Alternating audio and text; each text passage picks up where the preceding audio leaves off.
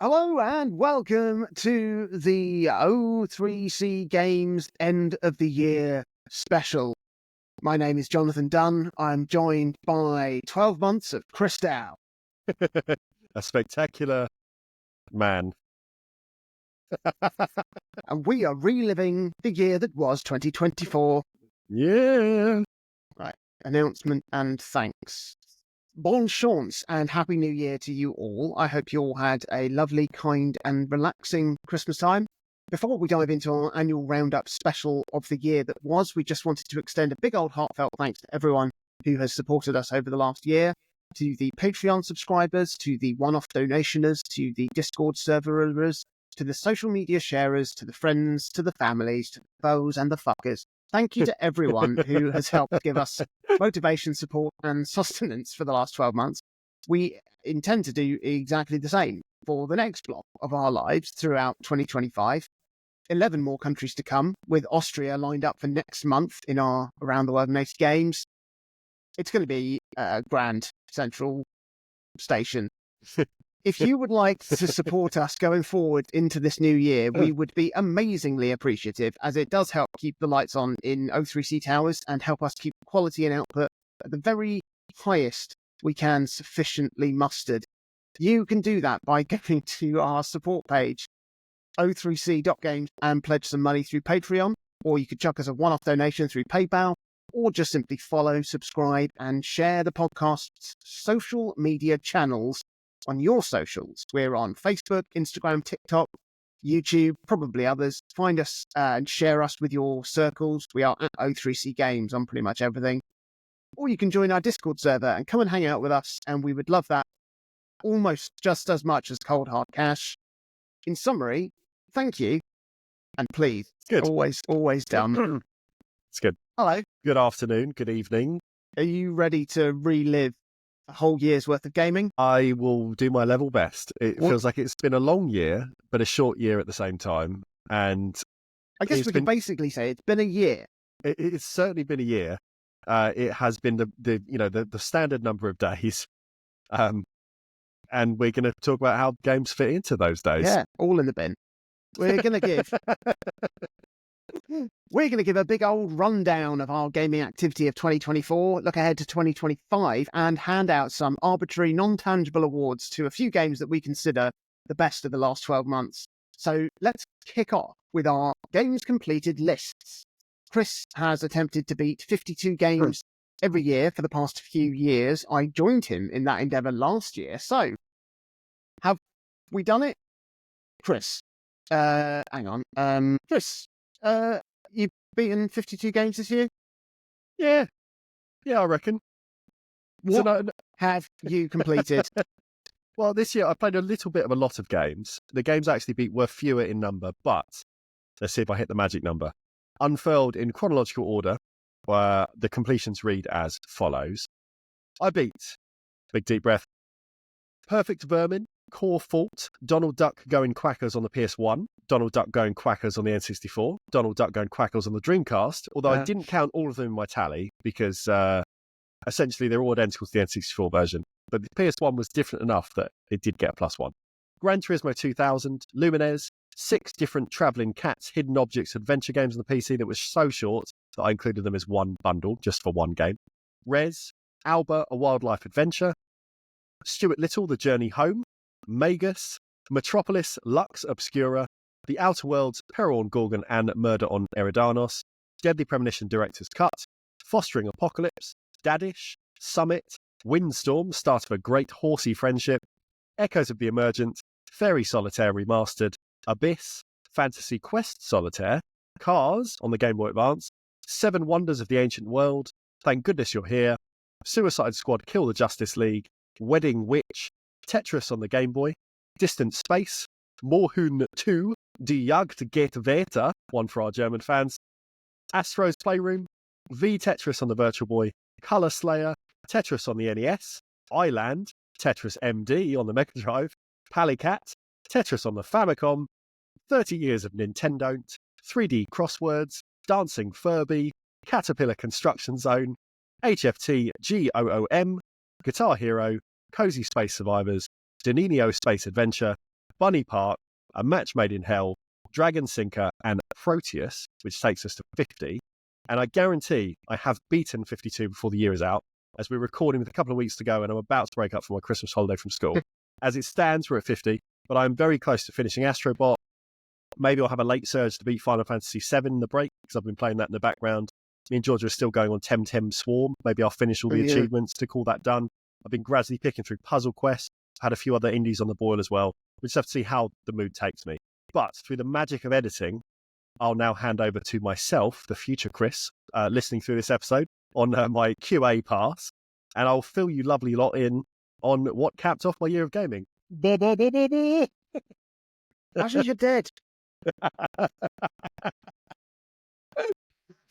That'd be great, couldn't it? From the land of the living, did you manage to actually hit the target within regulation time? Yeah. Easy. Don't know what you're worried about. Easy. Here we go. Do you want to hear all of the games that I completed? Here we go. Grapple Dog, Pizza Tower, Karubi, Under the Castle, Prince of Persia, The Lost Crown, Fishing Vacation, Cube Escape Collection and Samsara Room. That's 9 games.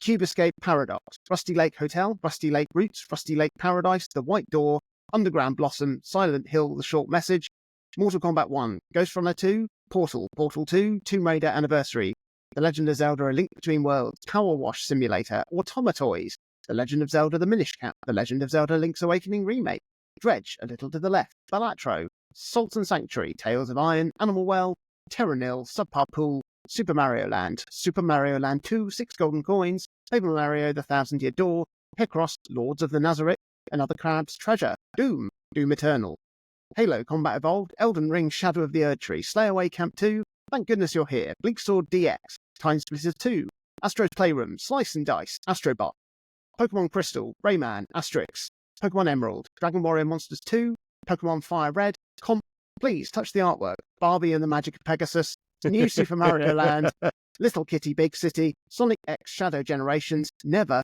Luigi's Mansion 2 HD, Cat Quest 3, Balatro, and Mario and Luigi Brothership. That is well over 1,000 hours of gaming. Insane. It's about 46 full days of gaming.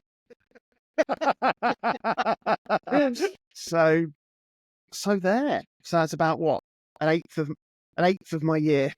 Well done, honestly. Well done. It's certainly something, isn't it? Everything is, isn't it? It's not, yeah. As Georgia will often say to me when I'm complaining about something, not nothing. It's not nothing. So, I mean, we're absolutely not the right people to actually assess the best games of the year, because we don't really play the biggest AAA releases or have much of an interest in the games that are probably dominating various charts across the industry. But also, and I quote you here, Chris Dow, we know more than you. And we do. And if a game didn't look fun enough for us to play this year, then it probably wouldn't be our game of the year anyway. Yeah.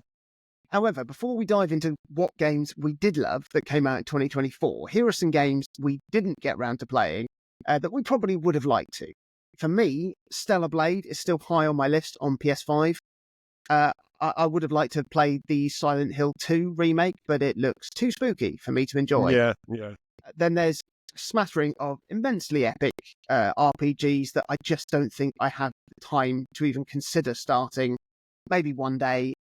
Things like Black Myth Wukong look cool, Dragon's Dogma 2, Dragon Age Veilguard, the second part in the Final Fantasy VII Remake series, even a few smaller indie games like Lorelei and the Laser Eyes look very good, SteamWorld Heist 2, Eden Genesis, which is the latest game from the developers of Eterna Noctis, and then the early access Eden Genesis spin-off Eden Survivors, which is a Vampire Survivors style game, obviously. All still on my to play list from this year. What did you not play this year, Chris? Ridiculous amounts. So 2024, I think, is officially the year when contemporary gaming fully passed me by. Like, it's been on the cards for a while, but I think this was really the turning point. I was looking back over the stuff we've talked about on the show, games I've beaten, things I've bought. My engagement with stuff released in 2024 is dangerously close to sum zero. Like, I played a good few hours of Power World when it was hot off the press. I'm obviously still going with Temtem Swarm. I played Balatro for approximately a 1% of the collective time you've now put into it, which I'm sure we'll hear about a bit later. I played quite a few like contemporaneous Playdate games, but aside from some others, which we'll be talking about in more detail as part of our actual Games of the Year celebration shortly, that's about it. The games I could have played though, I did buy and install Persona 3 Reload. I played an hour or so. I went, oh, this is cool. Then got sidetracked, distracted. That was that. I'd like to do it properly because I love the setting, I like the style of the whole thing, but I think I'd need to just restart my save entirely and pay attention and actually do it properly. Because it didn't hook me enough to make me give it a proper fair shake. So that fell by the wayside.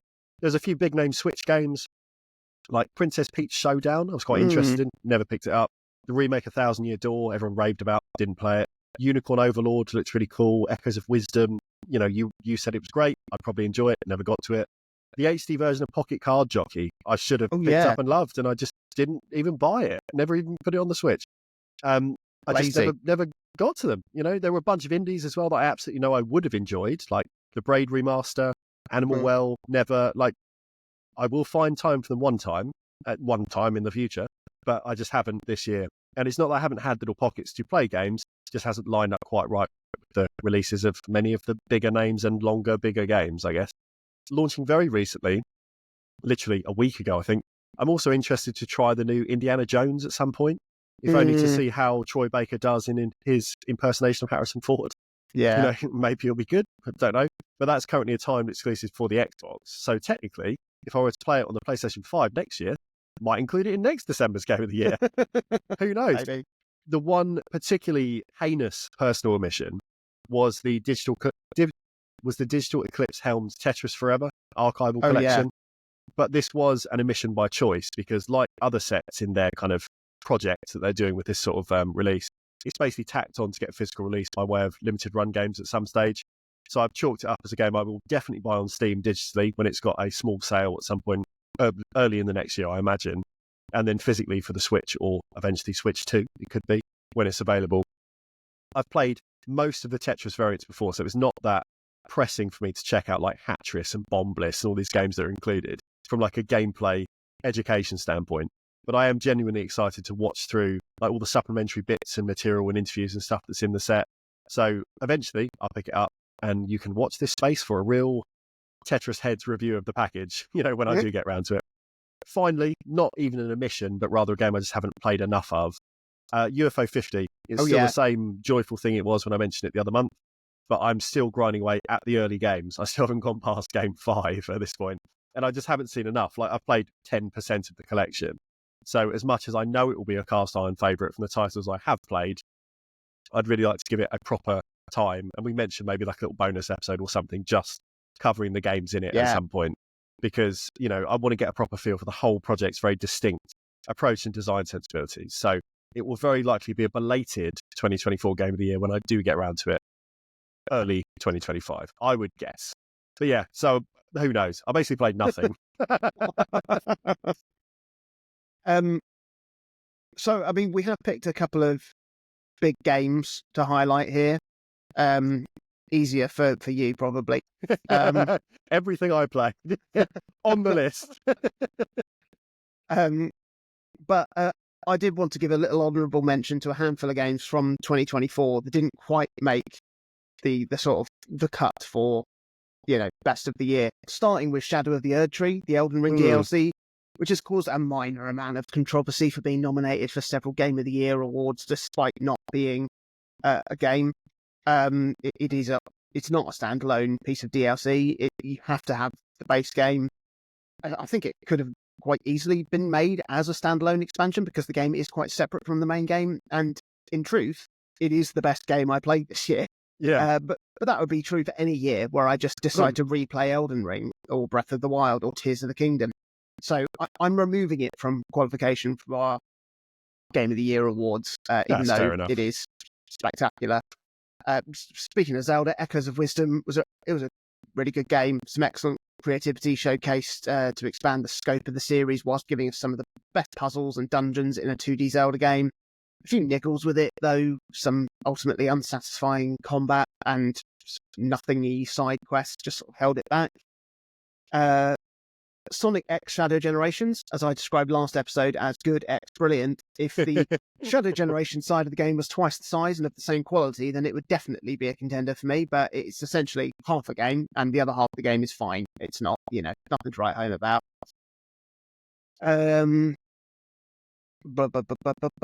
Slice and Dice released in its final 3.0 form last year, and it is a phenomenal roguelike game on mobile that was overshadowed by another phenomenal roguelike game on mobile. More on that in a bit.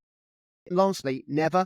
I'm absolutely putting it in contention for Game of the Year, because this latest game from the Spanish developers of Gris is a total masterpiece, but I spent a good chunk of last month talking about it. I didn't want to repeat myself. Close to that. Go back and listen to that episode. Chris, you literally played 2 games from this last year. Which one do you want to talk about first? I think I want to talk about Astrobot, because I think it's worth noting up top here that not only is Astrobot one of our games of the year, because I know you really enjoyed it as well, but also the official Game Awards Game of the Year. It won this very, very recently at time of recording. And it's notable because it beat out a range of what certain people would call proper games, because it beat the second part, the Final Fantasy VII remake. It beat Black Myth Wukong that you mentioned in passing earlier. It beat Elden Ring, Shadow of the Erd Tree, which was included in that conversation for them, despite being a game built with a much smaller budget, a much smaller team, a much smaller scope, and within a genre that basically no one outside of Nintendo has given even cursory glance to for years. And I really, really, really hope it acts as a wake-up call to other developers, not just Sony, both big and small up and down the land, to encourage proper playfulness in game design again. Because Astrobot is the best 3D platforming game of this generation. So far, I would say absolutely. I think Astrobot is the best 3D platforming game since Super Mario Odyssey on any platform. I think Astrobot is very likely in the conversation for top 5 3D platformers of all time. And depending on your individual predilections, it may very well top that list for some people if they're not particularly invested in Nintendo and Mario. If that's always put you off for some reason because you see it as, it's the kiddie one, isn't it, with the little plumber in the cap. If you're not into that, Astrobot is the acceptable face of Mario for someone that has a PlayStation. It's great. And it is an astonishingly polished, inventive game that prioritizes just having fun at every step. And it's welcoming, it's enjoyable, whether you're 10 years old or close to 40 like we are, it's just a good time. It's sizable enough to feel like you get your money's worth, but it's not so big that it feels unmanageable. And you'll want to replay levels because they're just fun. It doesn't mean you're always going to get something new out of it. It's just a case of I want to go on that ride again, when you go to a theme park. And just because cutting about as Astrobot feels really good, you're never asked to grind for materials or replay a tedious challenge to level up some skill that's going to help you get past a level gate somewhere else kind of thing. It's just fun. It might be the most anti-AAA game of 2024 in terms of pure design, because it doesn't seem like it in any way is obsessed with farming player retention or player telemetry. It's not getting anything from you in that sense. There's not a year-long content plan outside of the handful of bonus speedrun stages that were added kind of the month or two after it. There's no online multiplayer. Free Christmas DLC. Well, that's nice, isn't it? Yeah. But there's nothing in there that's we'll wait until phase 2 of the season pass that comes out next year. There's none of that kind of garbage. It's all self-contained. It's 15 hours maybe to beat it all, maybe a little bit longer if you really want to kind of stretch it out. But it will capture the heart of literally any person who plays it. And I would say, as we did when it was first brought up by us, it's worth buying a PlayStation 5 for if you don't have a console. Not a PlayStation 5 Pro. Don't waste your money with that. But it is absolutely worth having a PlayStation console to play. And I just want Sony to keep making more interesting stuff, as well as whatever they're doing with their marquee kind of story-based big things. Just make sure they don't forget that there's a huge market for this stuff as well, both in terms of developers going, yes, I really love that because mechanically it was great, but also just players going, yeah, it was fun, wasn't it? Imagine that. I put the game in and I just had fun. Then when I stopped having fun, I turned it off and I came back another day and had a bit more fun. it's just frictionless. It's really, really great. He's done quite a good job of It's showing not bad, trees is there. it? Yeah, that was really good. I was watching. It was only because I saw like one of your lip just had like an ever so slight little wobble where the shadow was caught, and I was like, no, he's moving. Now I've spoken a lot about Balatro in the last year, and if you're listening to this, you've probably heard a lot about Waffle, or at least been present and tuned it out. But if for whatever reason you've stayed oblivious to Balatro, it is a simple in-premise roguelike poker game. You are tasked with playing the best hands of poker that you can every round to earn enough points to beat the round, move on to the next, till you've beaten enough rounds to be declared win, Mr. Win. Every round you beat, you get the chance to augment your deck and your build with all manner of wonders. The cornerstone of Balatro's versatility is in Joker cards, which give you every ability you can possibly imagine, from like point multipliers to upgrading certain hands or enhancing cards, eating cards, building multipliers, buffs, debuffs, rebuffs, duplicators, supplicators, reprobators, bananas, loads of stuff. And then you can also augment individual cards, all the different types of hands, the jokers themselves, just everything, all the tools you need to craft perfect build to take on, whatever run you're doing. Once you've cleared a run of 8 antes of 3 rounds each, you can then increase the stakes to make it harder. There are 8 different colours of stakes up to gold stake, and then there are 15 different decks to choose from, which all have slightly different rule sets to go with them. So that's 15 decks. What's 15 times 8? Just put that in post. 120? Why not? And then there are 10 times 8 is 80. Yeah, 120. There we go. Quick maths. 15 times 8. Is that right? Yeah. All right. You can. Oh no, I edited this, don't I? I was going to say you can fix that in post. Yeah, but I was right. Yeah. yeah. And then there are also 20 challenges to beat as well, as unlocking, all of the different jokers in the game, which all have individual conditions you need to meet to unlock them. That's the game. I mean, it sounds a bit baffling when I sort of list everything off there, but it's not. You can just start playing the game and it tells you all the information you need to start getting to grips with all the different systems. And the more you play, the more you'll get an idea of what sort of build you're after and how to start getting good combinations and synergies between your jokers and everything else. And it's just really, really, really fun. So much so that I put, 250 hours into it to beat all of the decks on gold stake difficulty, unlock all the jokers, and beat all the challenges, including the final Jokerless challenge, which is very, very cool, even though it is very, very hard. Yeah. I just had a great time playing every minute of it, even when I was, losing runs, or I was restarting some of the harder runs over and over again until I got a favourable start to a run. It was just insanely satisfying to play. I had it installed on my Steam Deck and on my Mac, so I could basically play it constantly throughout the day. And just miraculously fun, and also just so brilliantly deep and complex for a game that is also so simple and approachable. It's honestly like the perfect roguelike for your brain. That's the only skill that it requires of you, is just to level up your brain.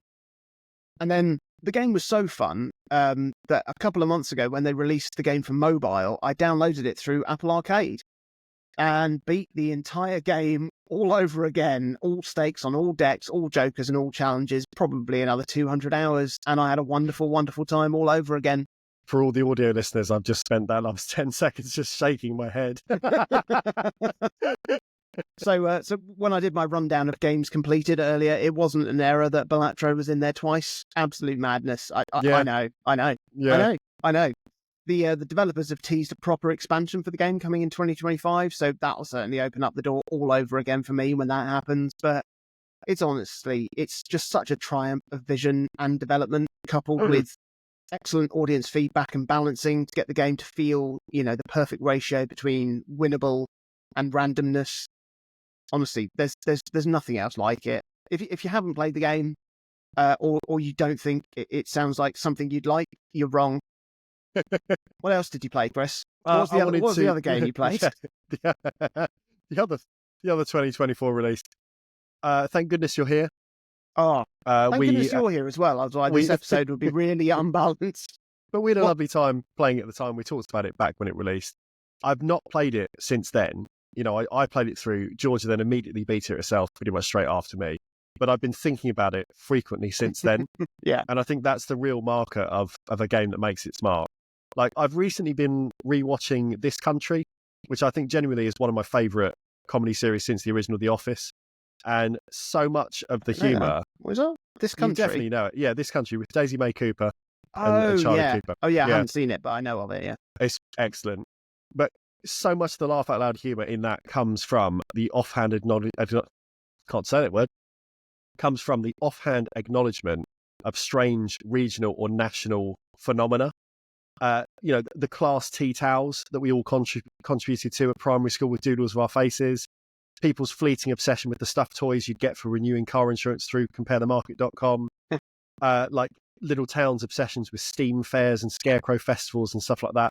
The humour in This Country is all from like how imbued our lives are with like shared context of waves of inadvertent kind of cultural collectivism. And thank goodness you're here is that concept writ large, but as a soft adventure game. And then as a little treat on top, just a little cup of surrealism trickled in the mix for good measure as well. And the more it sat with me, the more convinced I am that it can only really work for a British audience. Like, we talked for ages about would it transfer to other countries? Could you make that work?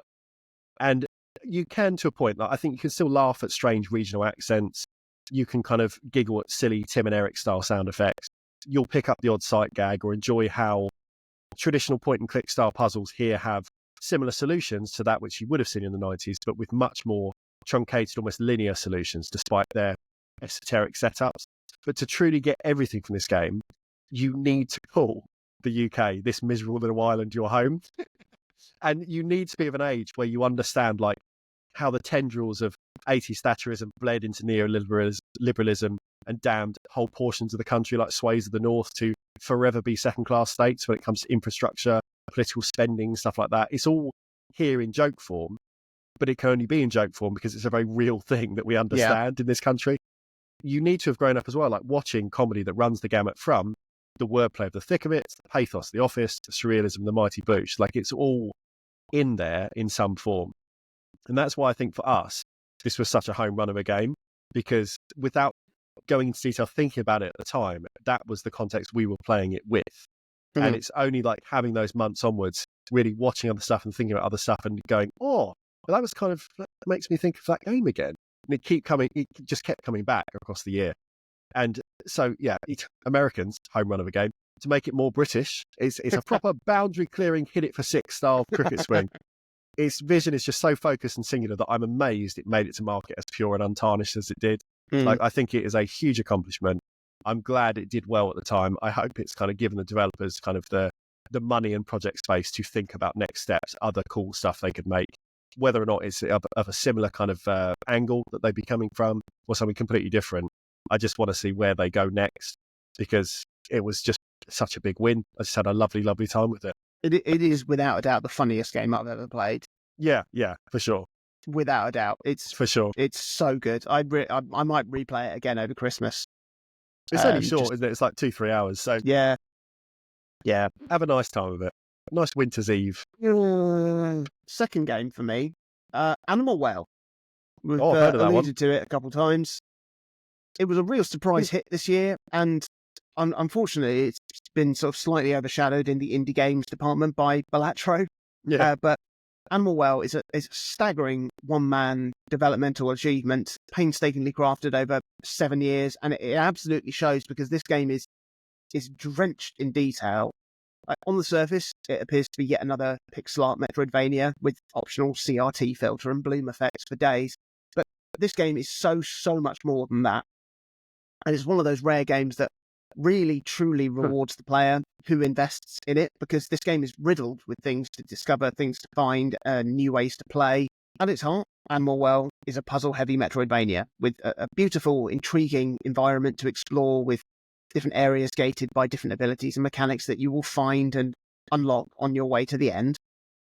But this game is a proper toy box of a game. Every item you collect has hidden mechanics that work differently in different environments, that combine with other things in surprising and wonderful ways. And the brilliant thing is the game never at any point holds your hand in discovering any of this stuff. It just lets you play and lets you discover. So you get the satisfaction for making a new discovery or finding a new secret, and that's all entirely yours. Obviously, the genius of the game is that, of course, it's hand-holding in subtle and subliminal ways to point you in the right direction and leave you hints and sort of little breadcrumbs to sort of find things. Like, every single pixel on every single screen has a meaning to it for the players that want to find it. That's not an exaggeration. Every single pixel. Like, the way that these puzzles and secrets are constructed make Animal Well truly unique, because the game is constructed. The game is constructed in layers of complexity so that any type of gamer can play through the game and find as much as they want from it. So, like, a casual player can play through the game, collect the 4 main collectibles that you need to find, and roll credits, and that's a fun time. It's like looking at like a really nice painting in a frame.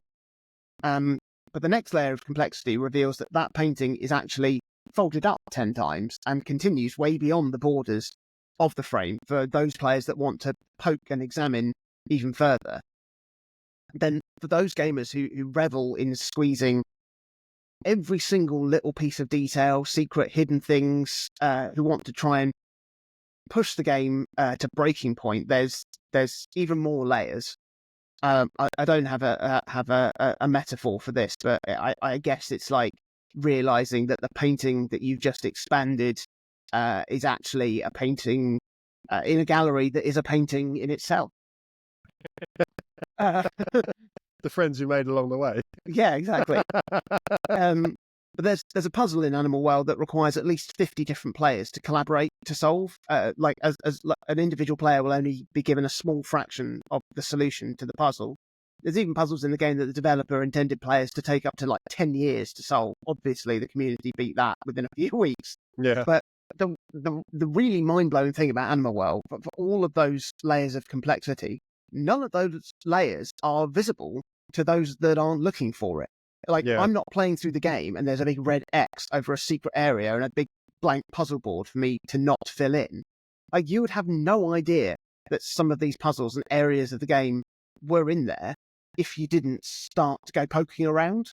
And it means that the game feels so personable because, as I said at the start, like, you get out of this game what you put in, and the game rewards you just so much for that. One of the hardest things about talking about Animal Well now, as it was when I first talked about it when I played it earlier in the year, is that to reveal too much or go into really any detail, any actual detail about the game is going to deprive anyone from the full experience that you'll get going into it, playing it, entirely devoid of information. So you do have to forgive me for talking so highly about a game without explaining why. Or maybe without explaining what, but hopefully I've explained a bit of the why. Animal Well is a game that sits in that incredibly small bracket of games that made me feel this way, that made my brain feel this way. It sits alongside The Witness and Outer Wilds. It is a monumental achievement. It deserves to go down in history as one of the great indie games. It is... there's nothing else like it. There's nothing else like it. And especially for people like us who really revel in, diving deep into not just a game, but into how it works, what it means as a game, what it says about games, what it says about, other things, like actually how it works, how it makes us feel, how it compares to other things, and really, really think about it and get very cerebral about it. It is a pot of gold at the end of a rainbow. It is masterful. I should probably play it, shouldn't I? Yes. 2024. So, I mean, aside from those games that were of the year, what about games not of the year that we...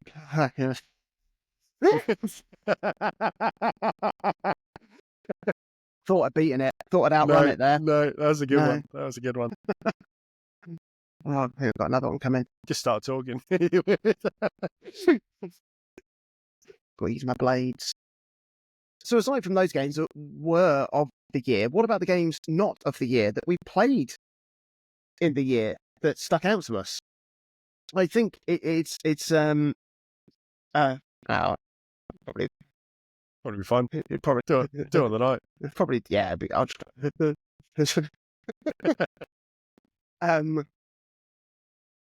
saying. So aside from those games that were of the year, what about the games not of the year that were our gaming highlights of 2024? I think it's only right that we start with one of the biggest gaming highlights of both our years. That was the acquisition, customization, and subsequent application of the Ambinic RG35XX SP. Correct. To the uninitiated, the Ambinic SP is a little retro handheld gaming device that seeks to replicate the brilliant clamshell design of the Game Boy Advance SP. The out-of-the-box operating system left a lot to be desired, but in the hands of retro emulation wizard Cristal. Me, that's me, that is. Yeah, you're your own wizard. That's what you are. You know what you are? You're your own wizard. You're the wizard of loneliness. The wizard of that's where you are. You're a wizard. Mental. Both our devices have been turned into our go-to emulation station for anything PS1 era and earlier. Yeah. And I'll kick us off with this little section with what I really enjoyed playing on mine. And my first port of call in getting mine was Rayman, the original Rayman. And because Saturn emulation is still a bit iffy, I opted for the microscopically different PS1 version of the game. Loved every second of playing through it for, 100th time, maybe. Next up, took a trip down memory lane, played through the Asterix game for the Master System, and was very surprisingly impressed at how well it held up. I haven't properly played it, possibly ever. Like, my memories of the game, having it as a kid, are hazy at best. Certainly of any level past, the opening few. But goodness me, I had a really good time. There's a real puzzle element to the game. The sprite work is generational best, I would say. Certainly on par with like any of the 8-bit Disney games. Whilst the frame rate takes a bit of a wallop from time to time, it didn't detract from an eye-openingly good time with this ancient Gaul of a game. And then I really unlocked the true potential of the Ambinic SP. And then I really unlocked the true potential of the Ambinic SP when I decided to play through Pokemon Crystal. And using the fast-forward functionality in the emulator meant that I could blast through the whole game, post-game, and post-game in about 8 hours. And it was such a great experience that I proceeded to play straight through Pokemon Emerald and Pokemon Fire Red in the same way. And also the monster catching alternative from that, from the Game Boy Color generation, Dragon Warrior Monsters 2. And that was about 150 hours of gaming in about 30 hours, maybe. Maybe less. Maybe less than that. Good economy, isn't it? It was brilliant. I absolutely loved it. I haven't actually picked up my Ambinic in a little while yet because I've been preoccupied with other things, but I'm excited to have it in my console arsenal for whatever retro whim I fancy in this next coming year. But Chris, tell us of your Ambinantics. My Ambinantics, I played a lot of old games this year, like properly old games. The Ambinic was a really big part of that, and it really does offer what I've wanted for a long time, which is I can maybe read about an old game, I can see a screenshot of an old game, and I can know that I have it in my hand, ready to go in 5 seconds. The Steam Deck I was using for a long time as my main emulation library, but there's still a level of kind of like waiting and booting it up and navigating through. It just took not a long time, but long enough sometimes that I thought, can I be bothered to get the TV on and do that and whatever else? Whereas with the Ambinic, it's on my desk. I can go, oh, that looks cool. And within 10 seconds, I'm playing. And that's been just a real joy just to be able to fill those gaps so much easier. I put literally hundreds of hours into Tetris in various forms, which people probably realised when I mentioned Tetris 15 times in my 52 games rundown of the year. Didn't even need to listen to the episode to know it. Let's be honest. I won't bore people with another tedious breakdown of how these different versions function, but I will reiterate again, as I did when I first got the machine, how good it feels to play Game Boy and Game Boy Advance games, especially because of the form factor, because it just feels like a Game Boy Advance. It's a tiny bit bigger than the original SP, but you don't remember that unless you have like incredible hand memory, as it were. It just feels like I remember my SP feeling. One of my biggest retro surprises of the year, though, for me, wasn't actually a Tetris variant at all, but rather how much I was enjoying just revisiting a few really formative games from my younger years via emulation, no matter the device. So most of these were not on the SP, but they still kind of fit in this section, I think, because it is about retro stuff rather than kind of like semi-modern old stuff. I played Rez on the Dreamcast through to full completion for the first time in a very, very long time. I played Lumines on the PSP, maxing out the score counter. Like I can now no longer be better at that game in that version. And I played Guitar Hero on the PS2, all via the deck. And I was tremendously impressed how well all of those games still hold up in 2024. Of these 3 games, Guitar Hero is the baby of the group, releasing just 19 years ago, with Rez, the eldest, at 23 at time of recording. Ridiculous. These are not modern games, but they are timeless games, and they really make the case, to me at least, as to why access to emulation, either via the Ambinic or via other sources, is so vital for anyone wanting to kind of round out games knowledge and just see where we've come from, where we go next, and everything in between. Lumines and Rez are luckily pretty readily available in their modern incarnations, but something like the OG Guitar Hero just isn't accessible without a lot of work. Like, I played it using the following quite silly setup, just to give you a picture into my world, and probably why I wasn't playing 2024 games, because this took me a weekend. Steam Deck running the emulator PCSX2, that's the PS2 emulator, an Arduino modified Guitar Hero controller that's PC compatible via USB that I've owned for a while to play Clone Hero. There's reasonable cost there straight away. You know, you can use any computer to emulate the game. You don't have to have a Steam Deck specifically. But plastic guitars are not particularly easy to get hold of anymore. And refurbished, modernized versions like mine are even rarer because it came from like a boutique reseller that put it together. Next, I couldn't play via my TV like I normally do with the Steam Deck because the audio-visual lag was so intense. And when the original Guitar Hero released, HD TVs didn't exist. You know, everyone had a CRT. So the game just didn't include any sort of audio calibration to deal with lag, because from Guitar Hero 2 onwards, they went, I guess people have different TVs now, we need to account for that. But the original, they just went, well, everyone's got a CRT. They all function the same. So, you know, what's your beef? So that meant I had to play using the internal Steam Deck display, just with my Steam Deck propped on the desk, me sat with my Guitar Hero guitar in my lap. I had to use headphones to reach any sort of AV balance, because even like the live audio was just delayed enough. And all this rigmarole out of the way, I 5-starred the entire game on Expert. I beat the whole thing, something which I never managed as a child with the original game. I have done it in Clone Hero via those kind of same note charts, but it is different. And the original is clunky, and the note charts have a fair few aberrant moments. They don't always feel the best to play. The hammer-ons and pull-offs when you're playing just don't work properly, and that was a problem with the original game. That's not via emulation. It's an imperfect first attempt of a game, you know, Guitar Hero. But it was worth going through all this effort to replay and re-experience what I think is a really formative work that's otherwise completely lost to time. You know, it's a specific thing. It represents a specific time. It was the beginning of that whole movement of plastic instrument rhythm games. And what I'm trying to get at really is the importance of preservation, and how my opinions over time on the value of like a modern remaster or a remake has kind of changed as time has moved on. Because if you think about how you replayed Luigi's Mansion 2 on the Switch, for all of its upgrades, wasn't as good as the 3DS. Yeah. Because it lost part of the time that came out in, it lost the stereoscopy. It lost the 3D stereoscopy that was fundamental to the design of the original game. And Guitar Hero is similar, but obviously for quite different reasons. You know, it's not a 3D title. I can play these songs and note charts in Clone Hero, like I mentioned. That's way more friendly, arguably more enjoyable. But the vibe of the original, like the time capsule part of the experience, is just gone without emulation. And I think it's become too easy to lose access to properly like legacy media like this. So if you use, say, Spotify or Apple Music or any service like that, remastered versions of albums that sound worse than the original releases sometimes, like bits of, say, the 2009 Beatles remasters, you can't get the originals. You know, the mono stuff is gone. That's what you're going to have. And so you just have to go, oh, I guess that's it now.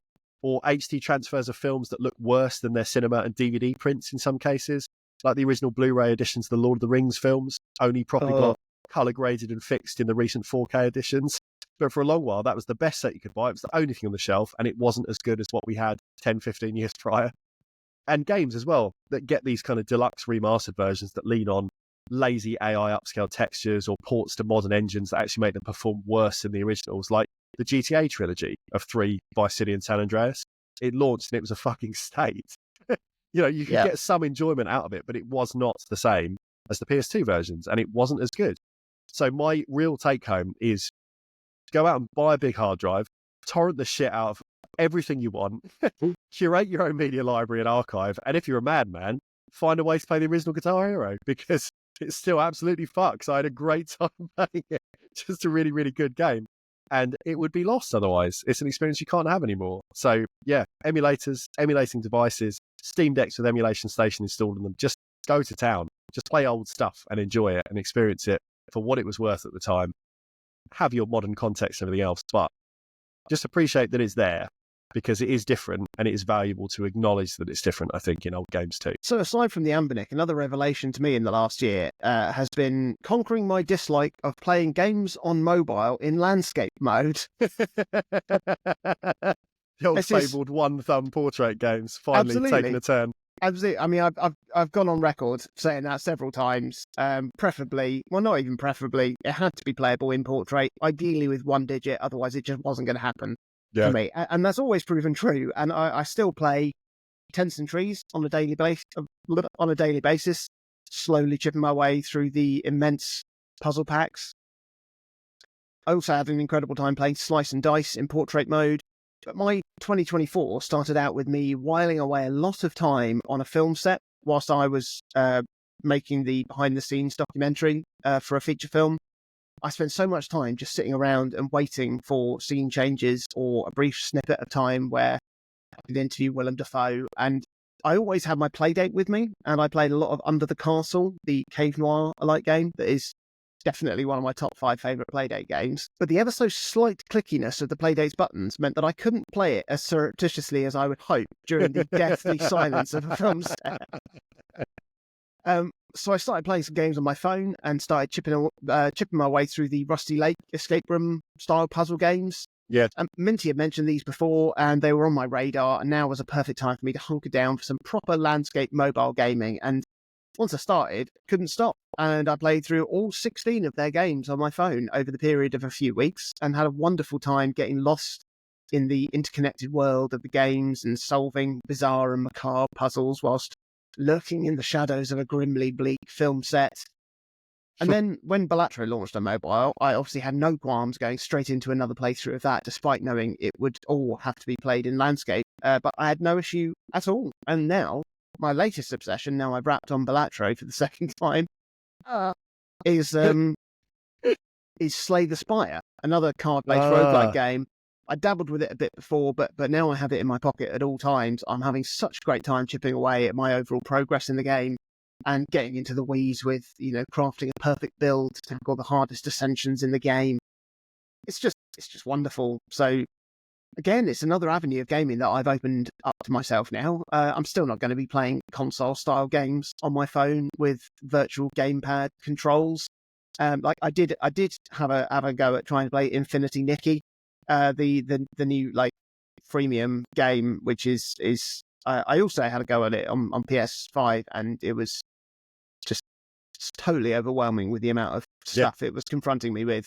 And I certainly am not going to. I'm just going to cut all of that. But if it's got good touchscreen controls and has to be played in landscape, that is no longer a deal breaker for me. So I'm pleased to report that. So from what I gather, Chris, certainly listening to you talk about how you got Guitar Hero up and running, it seems like your mission this year was just to waste your time. Pretty much. Tell us about your odyssey to get Deadly Premonition running on the Steam Deck. I mean, the whole breakdown of that, you can go back in time. You can listen to the episode where I kind of really, really pulled it apart, the whole process that took up, I don't know, 30, 40 hours of time to get it running. I succeeded. That's the main thing. But the game itself, I was always mildly fearful after those 40 hours that I'd just say, I don't actually like it that much. So I was really happy that when I did sit down to play it, I fucking loved it. Like, Deadly Premonition was a wonderful example of a game that I thought I'd like, I hoped I would like, that I then did like, and that I liked so much I was inspired to actually finish it 100%. That's rare for me these days. It's rare for me for games that last a few hours, let alone the 50 plus I put into the actual game once I'd got it installed. Like, ignoring, like I said, the huge amount of time that I wasted making it work on Steam Deck at all.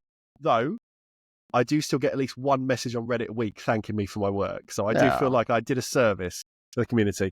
But the game itself is just really, really good because it's so assured in its own quirky, busted vision.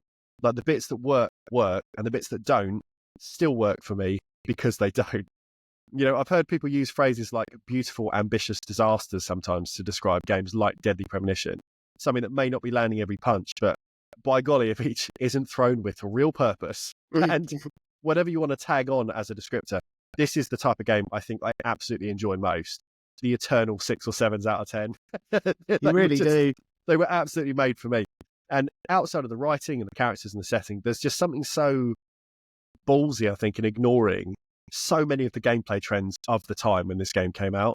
You know, sometimes you play a game where development has been stretched enough that a problem has been solved by another concurrent release. So because of overlapping secret development, you just couldn't have known that. So Mario 64 releasing alongside Bubsy 3D as a classic example, because it was two teams saying, how do we make a 3D platformer? Both choosing wildly different routes, one becoming the most influential game of all time, and one becoming arguably the most reviled. You know? And it wasn't for, like, it's not their fault. It's just they picked an avenue, they couldn't shift from that, and then they watched Mario come out and they were just like, fuck's sake. But, you know, with Deadly Premonition, it watched games like Resident Evil Bloom. It came out post Resident Evil 4, but I feel deliberately chose a very different path. And it kind of looked at Resident Evil 4, traced the tendrils of its design all the way back to the earliest open worlds and horror titles of PS1, and then just started creating stepping stones at its own tangent to forge its own path. And playing Deadly Premonition, it's like you can still see the familiar in the distance, but you're just being ever forced further away from it, just doing its own thing.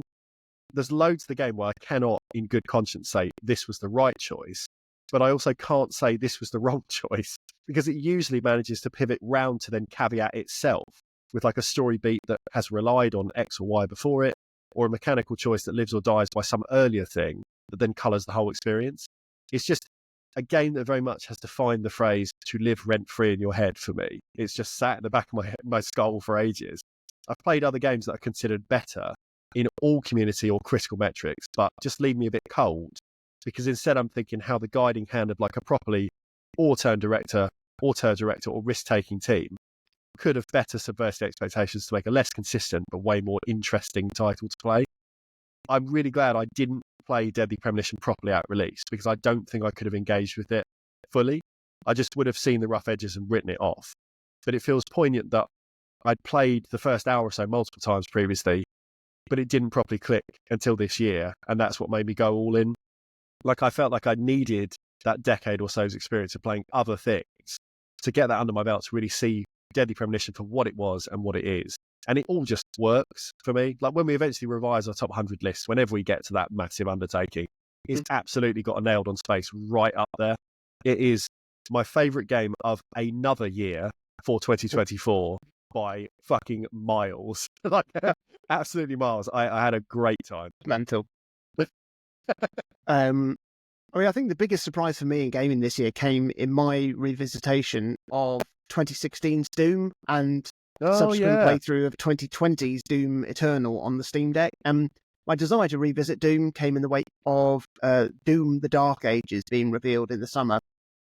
I really enjoyed playing Doom on the Switch when that miraculous port arrived, and I'd enjoyed the first hour or so of Doom Eternal on PS5 when that released.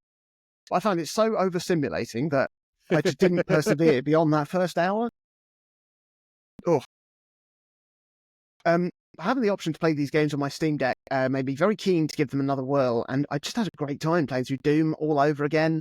It's an incredibly tightly designed game that captures that brilliant chaotic feeling of the original Doom, with its onslaught of demonic enemies interspersed with puzzle solving, keycard finding, orienteering.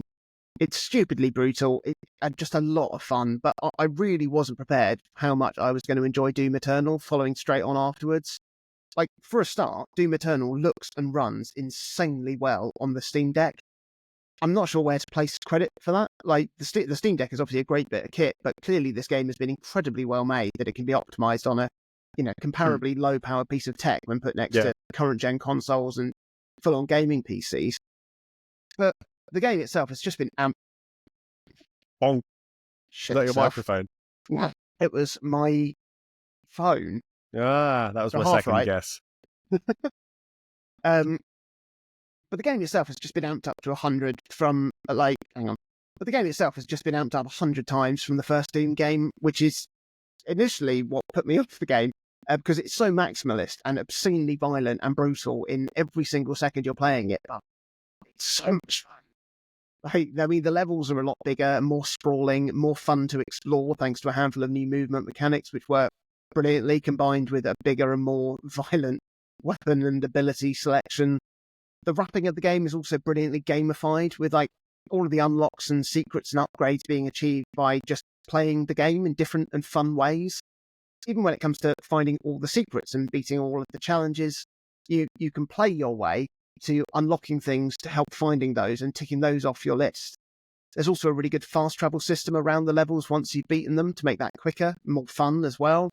Like, literally everything about this game has been made to be as fun as possible at every instance.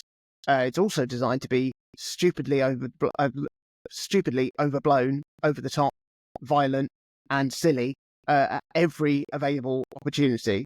It is absurd, and you just can't help but just revel in it.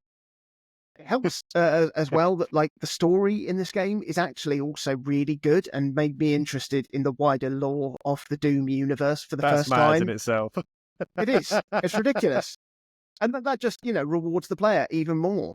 Like, I mean, of all of the older games that I've played this year, Doom Eternal certainly surprised me the most with just how much I loved it, how much fun I had. I couldn't stop playing it. It was like, I physically couldn't stop.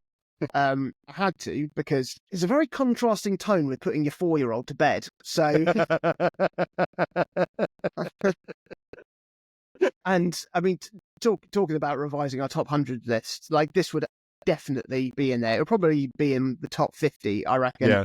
It's one of, if not like it's definitely one of my favorite first-person shooter games. Yeah, just incredible gaming, and it's thoroughly whetted my appetite for Doom: The Dark Ages, coming later this year. Hopefully, can't wait. Well, Tasty. more ripping, more tearing, please. I Go. I wanted to give a little wave to a few other games as well that I particularly enjoyed this year. Sometimes as part of our Round the World sections, sometimes just because they weren't 2024 releases, but they certainly did get played by me in 2024. Coffee Talk, back from our jaunt to Indonesia. Really beautiful barista-themed visual novel. Lovely game of details. It's a game all about character interactions from afar.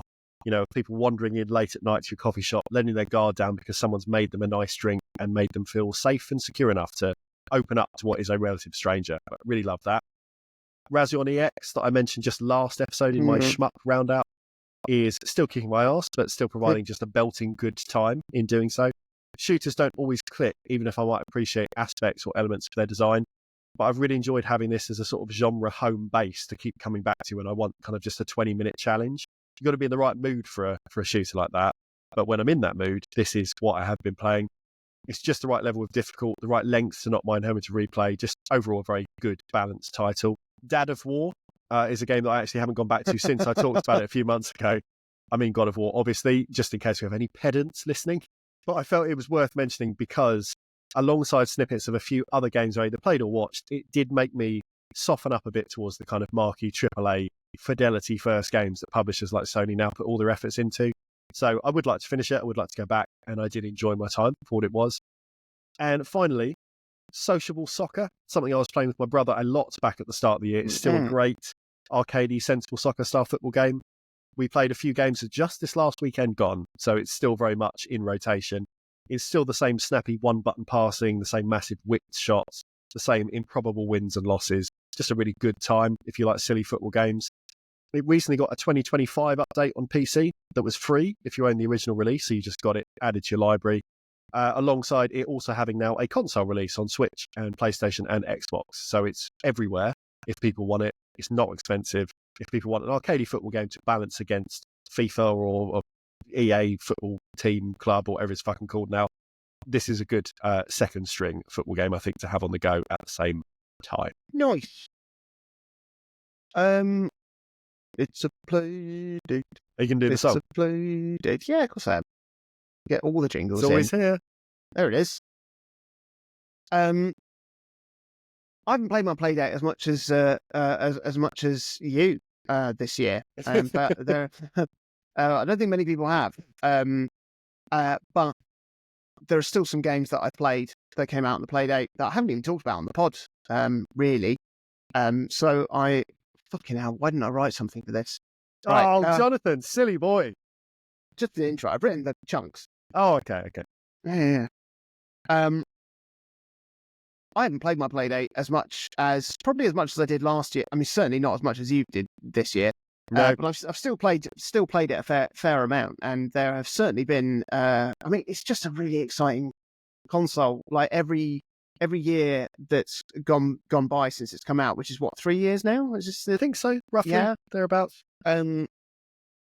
Developers are pushing it in all kinds of new and different ways, and it's just really interesting to see how its catalogue is expanding. Chris, talk to us about some Playdate games, and I'll talk to you about some. Yeah, let's do that. All right. The Playdate is obviously a very niche handheld for people that like niche games. That's very much its target audience. All that has been established, obviously. But what I really love is how often developers who love historically niche, weird games go, what if I created a homage to this historically weird niche game that only real sickos and diehards remember for the Playdate? So last year we got Under the Castle, the glorious update to Konami's Pocket Game Boy roguelike Cave Noir. Fish and Feathers, that I was hopelessly addicted to, was a direct clone of the Bird and Beans or Puro minigame that you could unlock in the original WarioWare.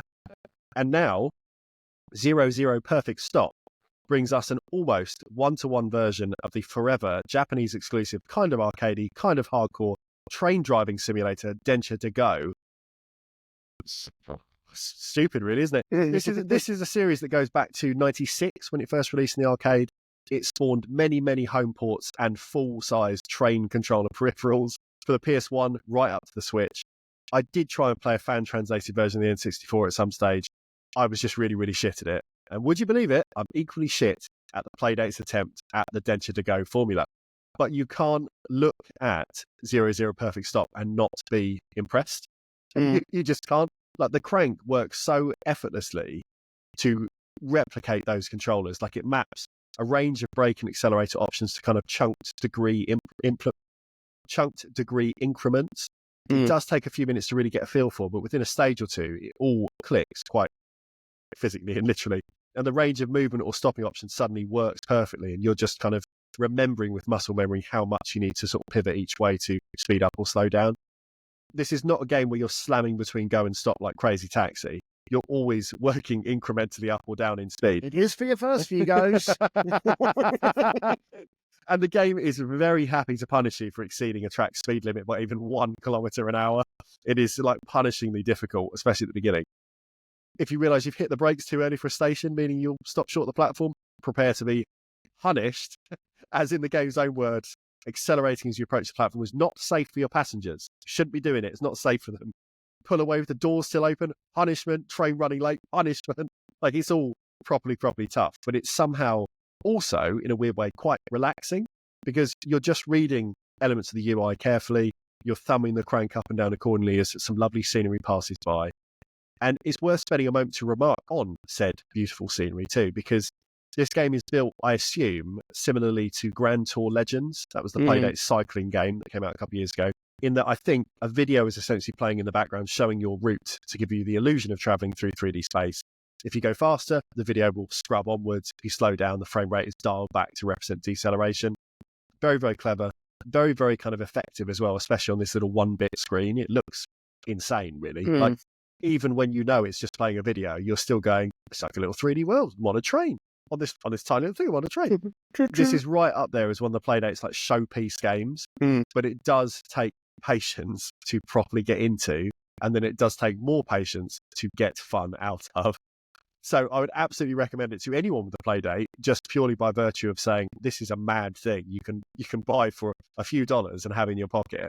But equally, be prepared to just take it quite literally slowly as you're building up the speed of the train, and just get the hang of it gradually. But it's a cool thing, a really, really cool thing.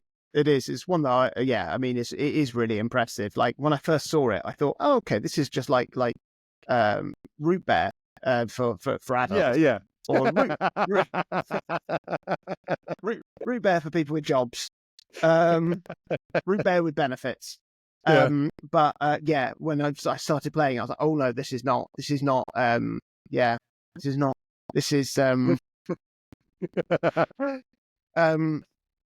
Mars After Midnight is probably as close to a AAA game on the Playdate that we've had. Yeah. As this is the first offering for the console from Lucas Pope of Papers, Please and Return of the Obra Dinn fame, and we'd known he was developing a game for Playdate since before the Playdate was even released. So it definitely arrived to some expectations, and Mars After Midnight is pretty much what you'd expect from him. It combines the border patrol attention-demanding puzzling of Papers, Please with the one-bit graphical stylings of Obra Dinn, Yeah. and wraps it all up in a really fun, quirky and kooky wrapping, seeing you act as a bouncer of a nightclub on Mars for aliens.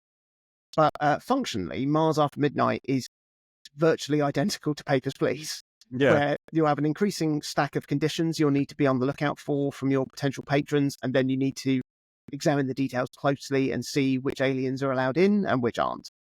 The game has got I think it's a very sophisticated and clever randomization engine for generating the aliens. So you're always going to be surprised by who and what appears, which keeps things interesting. It's a delight to navigate. It's really charming. It's not the revolutionary Playdate game that perhaps I was hoping for. It would have been great to see Pope, push the console in a radically different direction to what he'd done before, but I mean, then again, Papers, Please is one of my favourite games, and I've played it a handful of times on PC and on mobile too, in portrait. So it's nice to essentially have like an analog for that on the Playdate, especially when it is as polished a development as this. And yeah, it's a very, very good game. And I think if you are like a day one, if you're a new Playdate owner, it should be a day one purchase. I think it is. It's a good game. It's a very good game. I played that game I already talked about way back when. Be Kind to Yourself is, without doubt, the 2024 release across all platforms that I played the most this year. Just including every console handheld I own, this is the thing I played the most. I said in my initial review how well it blended elements of traditional shooter gameplay with devious, quick-thinking, matching puzzler bits, whilst also offering higher scoring potential for the rhythmically minded. And it was a game seemingly made for me. Like, I think the design document just could have been a picture of my face in pitch. Throughout the year, I've continued to play Be Kind to Yourself. Coincidentally, I did get better and better at it as well. I topped all but one of the game's online leaderboards at my peak. And although I've been dethroned on a few of them now, as I haven't played the Playdate as much for a month or two, I know it would only take one extended loo break to become absolutely hooked again.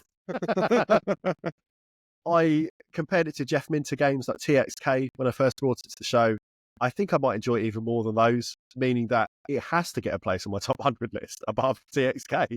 Like 10, 20, 30 hours of play in, I just didn't get bored. The better I got at it, the more I wanted to play, which is basically the perfect curve for a score chasing game. Be Kind to Yourself looks great, sounds great, feels great, and there's just such tremendous depth and strategy to its entire design that unlocks in kind of gradual onion layers for those that persevere. It is a tremendous thing. It is quite possibly my favourite game I've played on the Playdate to date.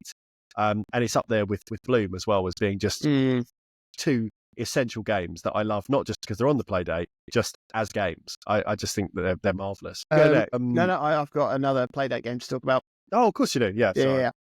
Yeah. Now, I love a Metroidvania. I love the core concept of them, and we were gifted with The King's Dungeon a couple of years ago on Playdate, which was a Squid God-developed, self-genred Microvania. Yeah. It boiled the Metroidvania concept down to its barest bones into little 10, 15-minute dungeons where you traverse the small maps, find abilities, avoid traps to get to later areas, and rinse and repeat. And it was really, really fun, and it proved that the Playdate could be, a good fit for the genre. And now we've had Echo, the Oracle Scroll, which is a proper full Metroidvania, albeit, working to Playdate's strengths and avoiding its weaknesses. Not entirely, as I'll come on to, but it's sensibly put its focus on puzzle solving rather than action, which might have tested the console a bit too much, but it's also got a nice element of what made The King's Dungeon work well, which is streamlining the genre trappings and having a good tight map to explore, good rate of upgrades. You get a dash and a double jump fairly soon on, so moving about starts to feel more fluid, akin to Celeste or something like that, which we know also works well on the Playdate from that little bit. And the Oracle Scroll is split into 4 quite sort of separate maps, rather than having like one big interconnected map. You go up in levels, different sort of biomes, which again helps keep things streamlined and straightforward for the console to handle, and for the player to keep track of. So it's sort of like having 4 Microvanias linked together, but I'm sure there'll be cause to revisit the earlier maps as I go on. I'm on the 3rd level now, and I'm having a really good time. There's some good platforming sections in the game, but the game does start to struggle when it gets too complex with moving platforms and, sort of appearing, disappearing platforms. It causes some frame rate drops, which is significantly less than ideal when trying to perform intricate platforming moves on such a small scale control setup, and especially because the game is also quite punishing with its platforming in terms of how far it will set you back, which was a bit of a pain, because I like the rapid live die repeat nature of something like Celeste or Super Meat Boy, and even if the Playdate couldn't handle that speed of repetition, I do feel that the game could be more generous with resetting your position at the start of the screen rather than falling off and going to a different area of the map. So it doesn't feel as good as I think it could, which is a shame, because that's entirely in the developer's control. Like it's not like making a game on PC for a million different potential setups. It's a Playdate. It's fairly binary in what it can and can't do. So if you're making something and realise the Playdate can't do it, don't try and make it do it. Just do something else. Just do something else, But it's still a really polished gaming experience. It's still the game I probably played most on my Playdate this year. So it's got to get a mention. It's certainly not all bad, but also like Mars After Midnight too. It's fun to see developers make games work on the Playdate. You can make Papers, Please on Playdate. You can make a Metroidvania on the Playdate, but I still feel that the Playdate is at its best when developers are using what makes the console unique rather than using it as a continual compromise. Yeah. And with the catalogue pretty flooded with efforts, there's a lot to choose from now. Well, obviously, we certainly haven't been able to keep up with every single game that's been officially released on it, as we once were able to do. But with Season 2 for the Playdate confirmed for next year? I think so. It's been very, very soft on details at the moment. But that's going to be really interesting to see how they manage that. Like, what a panic learned from a couple of years worth of developers poking and prodding the console's capacity. What selection of games are they now going to consider to represent potential of the console? It's just going to be really interesting, and I can't wait. Like, I love it. I love my Playdate. Where are we? Switch 2. Yeah, and here we go. General year speculation. Here we go. Oh, this is probably my favourite bit. This is my favourite bit. Looking forward to the games of 2025, and there's a fuck ton of stuff to look forward to. Not just games to look forward to, consoles as well. Yeah. Obviously, no one cares about the PS5 Pro, so unless that gets some crazy exclusive or something, I can't see myself picking that up at all. No. Like the PS4 Pro basically had PSVR as its exclusive because it just didn't really run well on the PS4 base models. But PS5 Pro, I think the only game that would make me want to upgrade it is if Monster Hunter Wilds had a significant performance boost. But even that, I probably wouldn't care about that, because like all of the monster hunting I've done has been on the Switch, and like about 20 or 30 hours on the Steam Deck. I'm not going to, I'm not going into that game looking for anything too extravagant. But we do almost certainly have the Switch 2 coming in 2025. Yeah. And we know not a huge amount for absolute definite right now, other than the fact that it would appear to be a standard upgrade to the current Switch, retaining the general design of the console. But like a barbecue at the Super Bowl with a lot more beef under the hood. I am super excited for the Switch 2. Yeah. I'm also apprehensive for the wider world, because I feel like gamers generally of all flavours could pick it up when it comes out and feel immediately disappointed if they don't keep certain expectations in relative check. Yeah. Like the specs of the Switch 2, they have likely shifted slightly since the earliest leaks, because we've been hearing it was launching imminently for 3 years now. Yeah. But whatever the configuration, I'd be incredibly surprised if the machine is any more powerful than a Steam Deck or equivalent handheld PC.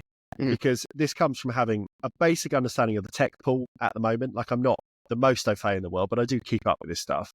It comes from having an understanding of Nintendo's long-known lateral thinking with withered technologies, principles, and policies, which is what they called their basically thinking for the Game Boy onwards. And they've applied that to machines, like I said, the Game Boy, but right up until the OG Switch, it was using already dated hardware when the Switch launched. And this is the crucial one.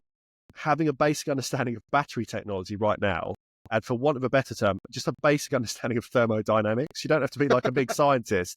You just need to understand power causes heat and how do we dissipate that. Like, if you look at the size of the PS5, even in its slimmest form, look at the size of the juiciest Xbox or a moderate gaming PC. Power needs size. Power needs cooling. You know, the best PC handhelds on the market today that are more powerful than the Steam Deck can kick out roughly the power and throughput, I'd say, of the PS4 Pro, that sort of benchmark. They're more optimized these days than when the PS4 Pro came out, because that still sounded like an engine. You know, hence being able to get this stuff to be portable at all. But you have to understand the issue of battery power and associated weight. And, you know, the Steam Deck OLED, love it. It will run, 4 or 5 hours in a single charge. Other machines with more oomph, like the Steam Deck and kind of more powerful handhelds, 2, 3, in some cases less than that if they're really juicy.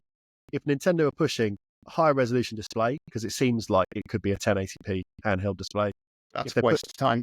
Yeah, it is, but I think that's what they're going for. If they push more RAM, if they have a faster integrated chip, all this stuff that they're selling the machine on kind of higher capabilities but still being handheld, we are not going to be looking at a massive generational shift from the OG Switch performance. You know, we're just not. It's not going to be that much different. And if they're also marketing towards families, they always have, if they want to remain cost competitive, you're going to get, at best, a walled garden Steam Deck with Nintendo first-party support. Like, you're not suddenly going to be playing the shiniest versions of GTA 6 or Call of Duty in handheld. It's not going to happen. There may well be ports of this stuff, but it will be the same kind of ports we've had on the Switch, where you go, very impressive for the Switch, but it is quite blurry. Like, that's what's going to happen. Yeah. And I love my Switch. I absolutely love my Switch. I have a huge Switch collection. It's been my favorite piece of hardware outside the Steam Deck for many years. And I love what it represents, how it fits the gaming landscape when it came out. And I will still line up, rain or shine, to pick up my Switch 2 day one. But post Steam Deck, I'll be keeping reservations in check for how game-changing it will likely feel, given the competition and the tech landscape. Maybe I'll be proven massively wrong. I don't think so. But, you know, click this if you want to play back when the Switch 2 launches as the most powerful machine on the market. But back in sensible land, order it, buy it, enjoy it for what it is, not what you thought it could have been 2 or 3 years ago. That's my general sort of like suggestion to the world. Anyone that's thinking now like, oh, it's been in development all this time, it's going to fly. It's not. It will be a big upgrade, I'm sure. It's going to have more RAM. If nothing else, as long as the backwards compatibility does the right kind of job, a lot of the games that don't run great now should suddenly be much smoother. You know, anything with an uncapped frame rate should just be better, unless they really drop the ball. But we'll see. Side note, it does look like it takes original Switch cartridges from kind of quite recent leaks. So I don't need to start my protest outside Nintendo HQ in Kyoto just yet. Well, that's good. That is good. I mean, I think like my general hopes for the machine, apart from like obviously unreasonable ones, like having stereoscopic 3D, could happen. You never know. You never know. I mean, and obviously, yeah, a big boost to, you know, performance and handling. That's obviously going to be the real sort of seller. Yeah. And yeah, I don't know how this stuff works in terms of like upscaling and boosting older games to run and look better. It's not my job to know that. It's my job to want it and unreasonably demand it. Yeah. So there that is. But I think like certainly in my sort of career making films and working with cameras and stuff like that, software is almost as is probably more important sometimes than actually like the hardware of like the camera. Yeah. So how the camera works is like you can get away with what am I even saying? Like a few years ago, I switched from using Canon cameras to using Sony cameras. I don't think Sony lenses are better than Canon lenses, but the software on Sony cameras mean that I can do so much more. That actually it negates the fact that maybe the quality isn't quite as good with the lenses. And it's something that I'd really like to see improved on the Switch 2. Is a much better operating system. I'm using my Switch a lot at the moment. I cannot believe it's never had even the slightest upgrade. Yeah. It's been in the market for 7 years. The store is unusable, absolutely unusable. Yeah. And just the general homepage where I've got a lot of digital games on there. I've picked up a lot of cheap stuff over the years. I've got a lot of installed cartridge games. Trying to navigate my library is a fucking chore. Yeah. Like, it is miserable. Like all this stuff, just fix it. Please, Nintendo, it has to be better. Like you want the experience of using the console to be like a pleasant experience. Like customizable themes, layouts, widgets. Obviously, a vast improvement to navigation of like an eShop. Yeah. You just need to make it like this one. You need to make it a very nice place to be. Yeah. Yeah. It's something I always liked about the 3DS. Like just being. It just felt nice to use it and browse and tinker around with in between playing games. There was just a funness to it. Like the Wii did that really, really well. It'd be nice to see some personality injected into the machine. And I mean, just a few more sort of quality of life things. Streaming integration, that would be nice. It would make it much easier to create gaming content for us. But yeah, anyway, we've still got some Switch games coming out to look forward to. Whether those end up being Switch to split gen cross, what do you call it? Cross-gen. Cross-gen. Yeah, cross-gen releases or having upgrades or whatever. We obviously have the long-teased Metroid Prime 4 Beyond, which is currently confirmed to be coming out in 2025 and on the Switch one. Time will tell with that one. It has the potential to be one of the greatest games of all time, so we all hope that that's realised. Xenoblade Chronicles X Definitive Edition is coming out. Can't wait. That's exciting. I never ended up playing the Wii U game, so I'm very much looking forward to playing that. Hoping that a Xenoblade 2 and 3 Definitive Edition is released for Switch 2. It's possible, and also a Xenoblade Chronicles 1 Definitive Edition is released too. And then them all released in a lovely big box, please. Yeah. Another remake, Donkey Kong Country Returns HD, is coming in January. It's not a new Donkey Kong Country game that we all want. It's better than nothing. So I'll be playing that. There's the next Pokemon Legends game entitled Z to A. It's set in the French-inspired world of the 3DS's Pokemon X and Y. If it's anything like Pokemon Legends Arceus, then I'm very happily on board for that. There are some other sequels that are lined up for 2025, such as Fantasy Life I, The Girl Who Steals Time, which is a very long. Is it going to be good? I hope so. It's me, you, and Minty all loved Fantasy Life on 3DS. We did. That could be really good. There's a new Professor Layton game coming. Why not? Get your hat out. There's Little Nightmares 3, a series I know you liked. I'm sure you are. What else is there? Tales of Iron 2. That's a game I'm looking forward to. Another sequel. Over on the PS5 and PC, possibly on Xbox too, but I don't know about that. There are some. I really don't know. There are some really big. There's some big games coming out, starting with, which I already mentioned, Monster Hunter Wilds, which I just could not be more excited about. A few years ago, I never would have thought that I would have gotten into the Monster Hunter series, but Monster Hunter Rise, its Sunbreak expansion, really hooked me. I had such a great time playing them, and then I played Monster Hunter World on Steam Deck for a good time too, and Monster Hunter Wilds is the first big new Monster Hunter game for me to have looked forward to since becoming a fan of the series, so absolutely bring it on. Mentioned earlier, Doom Dark Ages, which hopefully maintains the quality of Doom Eternal. The Outer Worlds 2. That looks fantastic. Game both of us really loved. Looks to be more of the same, probably, but shinier, so that's nice. Yeah. Crimson Desert looks to be a very promising new open world RPG.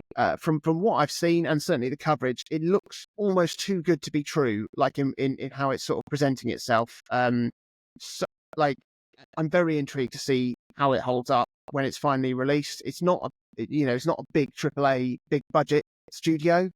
And it's making it look like a game that I would expect to see on PS6. So either they've absolutely nailed it and it's about to be something very, very special, or it'll be in the bin. But fingers crossed for that one. Death Stranding 2, GTA 6, Ghost of Yotai, the sequel to Ghost of Tsushima. 3 enormous quadruple A games coming out next year. I'd probably put good money on all three of those missing their release dates because those are gargantuan developments. So it could be 2026. I think GTA 6 may just never release.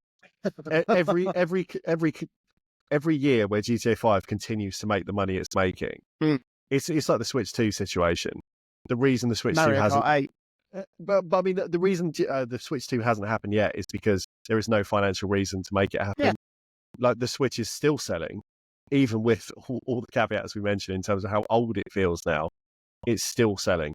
And GTA 5 is still the most bought game every week and has been for as long as it's existed in the world. So, yeah, GTA 6, 2030 maybe, if it has to. We shall see. They're in no rush. In the last couple of weeks, we had the Game Awards 2024, which is now more about the reveals shown at the event rather than the awards themselves. Although I was very, very pleased to see Astrobot get so deservedly on it there. But the biggest surprise for me was the announcement of an Elden Ring spin-off called Night Rain, which is an online co-op, more arcadey action twist on the Souls-like formula, and it looks incredible. It looks to have like an element of the roguelike about it, certainly an element of like the sort of Destiny setup, more than a hint of Diablo in its execution, even dare I say it, Fortnite about some of the setup. But like crucially, they have confirmed it will not be a live service game. There will not be microtransactions. There will not be a battle season pass system. Also, the game is playable offline and in single player mode as well. Like, not much more is known about the game than that, other than it looks to also feature bosses from the Dark Souls series, and so it looks like they're really having fun with this. Party time. It looks to be an amazingly fun time, potentially brilliant twist on the From Software formula to scratch that classic itch, and a whole bevy of new itches as well. I guess all we need now is Dark Souls Survivors to be announced from Software. It's possible. They'll own all of my time then. But yeah, I'm very, very much looking forward to seeing how that shapes up. There's a new Virtua Fighter game that's been teased. I think that could be really cool. Could be. Like, I'm not a fighting game person, but I played 5, I think, was on the PS3. I think I had it there. Yeah. And it's quite fun. It's slower than a lot of fighting games, and I appreciated that because my brain doesn't go fast enough to learn Street Fighter combos or Tekken combos or whatever.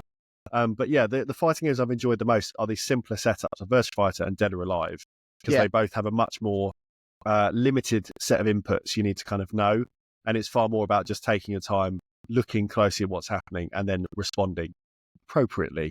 And I quite like that. So there's a possibility that Sega are going to come back and take some sort of fighting game crown. Probably what everybody wants in a fighting game is just something to be appropriate. That's what I look for in all games. Yeah. Good level of appropriateness. I gotta say, stay away from Mortal Kombat. Not appropriate. Not appropriate. A new Sonic racing game. Yeah, it's a sub-series I've always enjoyed. It seems to be riding the Shadow the Hedgehog train at full speed too. And then also there was another game that caught my eye from the developers of Sifu, the moody martial arts beat 'em up game. Yeah. They revealed Rematch, which is like an arcade football game that looks really, really cool. Naturally. Yeah. Another one I'm going to keep my eye on.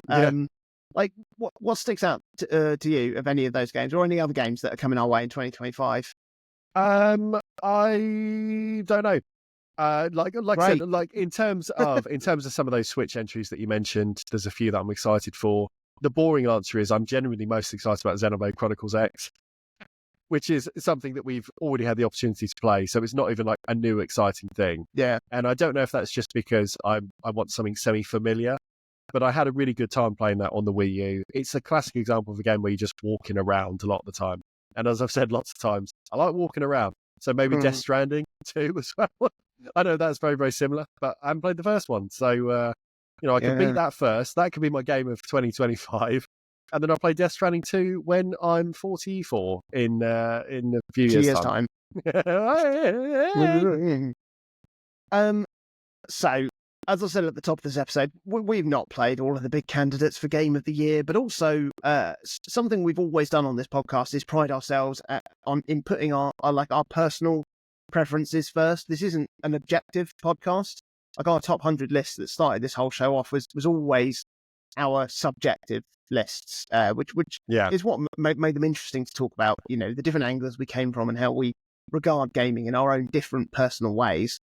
Last year, we decided to award a AAA Game of the Year award, an Indie Game of the Year award, and a Playdate Game of the Year award. But we're not going to do that this year because we really haven't played the same games as each other. No.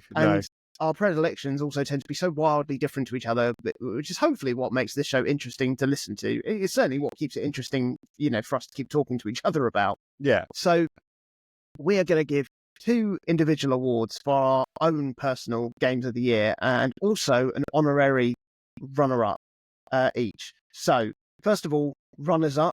Chris, what's your runner-up game of the year? My runner-up is, don't need a drum roll, it's not that exciting, Astrobot, because anything that frontlines joy, but on a massive stage like this, deserves the spotlight. The world of games is better and healthier for having something like this taking centre stage on a platform like the PlayStation. So this is my way of saying, Sony, please do more fun, weird stuff. Give slightly smaller teams some money and just say, off you go, and make something cool like this, because Astrobot was a wonderful time. And as much as it was also the only PlayStation game I played this year, it was worth waiting for. Literally worth having a PlayStation for, as we said. For me. Yeah, utterly ridiculous. My runner-up, I've agonised about this because I'm probably going to be called a hypocrite for calling this the runner-up game of the year, given how much time I put into it. But my runner-up for game of the year is Balatro. No. Yeah. It's absolutely incredible. It's a perfect game in its simplicity, in its execution. It's entertained me for 450 hours this year. That's mental. I don't think any other game has done that aside from maybe Binding of Isaac, but even still, I don't think I put that much time in like that shorter space of time. Yeah. Into it. It is absolutely extraordinary. It's the perfect sort of perfect. It's the perfect. It's the perfect reduction of the roguelike idea. And it's just executed so perfectly, balanced so brilliantly. It's amazing. But Wow. What is your game of the year, Chris?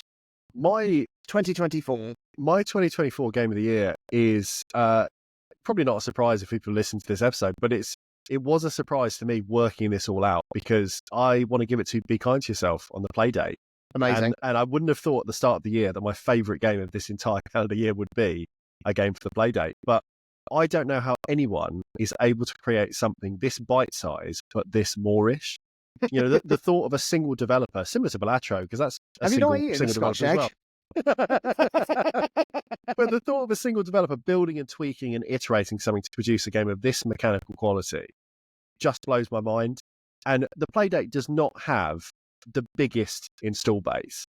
And I want to shout this out basically to say, if anyone has a Playdate, I really, really think people should try this game out, because it might not click for everyone. It's a very specific reason it scratches every itch on my entire head and body for me personally. But it's something that I think is just such a tremendous success for what it's trying to do. And as I mentioned, I couldn't stop playing it. So it dwarfs everything else that I played this year. I probably didn't play it quite as much as Deadly Premonition, just in terms of the time it took to get that running.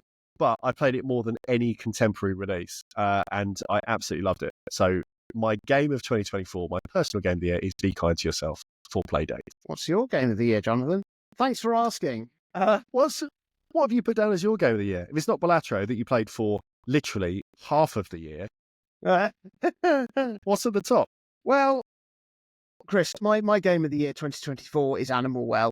Oh, yeah, I suppose that makes sense. I mean, I think, again, like I said, I agonized over this, but something I value, more and more in my games is games that do something different, and games that feel different and feel special. And Animal Well is exactly that. Like, I know I sort of summed it up earlier, but it is so difficult to describe. And there's nothing else I've played like it. And it is mind-blowing to think about the game. Like, I literally haven't felt this way about a game since, even like, I was going to say since Outer Wilds, but even since The Witness. Like, it's a game that it's the first game that's blown my mind as much as that. Yeah. And it is, yeah, Balatro is obviously incredible and so much fun. And it's like an excellent packet of crisps that I'll have a lot of. But Animal Well is the greatest individual dining experience I've had this year. Yeah. Yeah. And it deserves to go down as I honestly think it will go down as one of the best games of the decade. Wow. I really do need to play it. It's special. I think it's impressive that 3 of our 4 games of the year or runners-up are made by single people. Like, everything apart from Astrobot is a one-person team. Is Balatro a one-person team? Yeah. I didn't know that. Yeah, single guy, I think. Hang on 1 second. Oh, yeah. Like that. Yeah, That says it's something. anonymous. Maybe about the way that we're playing games. Maybe about the games we're kind of drawn to, or maybe just about how the industry is at the moment in terms of kind of the bloat on one end versus the kind of potentially more unique experience or distinct experiences that the people are making on the other end, where people have an idea and they just let the idea percolate over a number of years until they make something that might go on to define them, in the case of like Animal Well or Balatro. So, yeah, shout out games. Shout out those cool kids making them. So there we go. That was the year that was 2024. I'm so excited for the year that will be 2025. And I look forward to visiting 11 more countries and talking about all of the games and consoles and everything else that comes out in between. If you do want to support the podcast, we really appreciate that. o3c.games/support. Chuck us a few quid. That would be amazing. Why not? Or just come and join us in the Discord.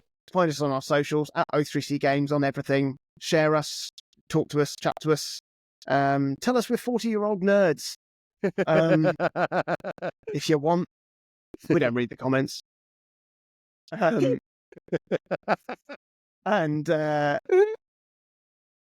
we will see you back here next month for Austria.